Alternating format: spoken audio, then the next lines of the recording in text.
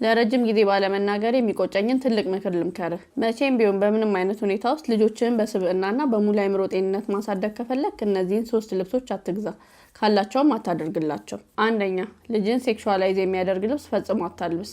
ይህም ማለት ሰውነቷን በጣም የሚያሳይ ወይም የሚያጋልጥ ልብስ ማለት ነው። ያንተን ፊት ማዞር የሚጠብቁ አውሬዎች በተሰበሰቡበት በዚህ ዘመን ልጅህን ኦቨር ሴክሹዋላይዝ የሚያደርጉ ልብሶች ማልበስ ፈጽሞ ሞኝነት ነው፣ ዋጋ ያስከፍልሃል። ሁለተኛ፣ ማንነትን በተሳሳተ መንገድ የሚተረጉሙ ልብሶችን ማልበስ። ለምንድን ነው 90%ዎቻችን ለወንድ ልጆቻችን አንበሳ ያለበት ለሴት ልጆቻችን ደግሞ ቢራቢራ ያለበት ልብሶችን የምናለብሰው? በተለምዶ ነው።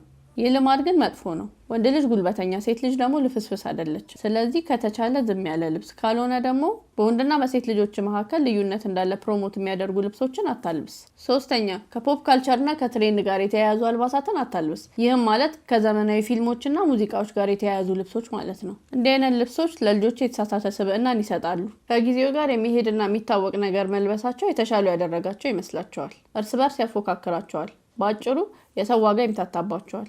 ጓደኛቸውን በአስተሳሰብ ሳይሆን በአለባበስ መምረጥ ይጀምራሉ። ሳታውቀው ማንነታቸው ልብሳቸው የሆኑ ልጆች ይኖሩሃል።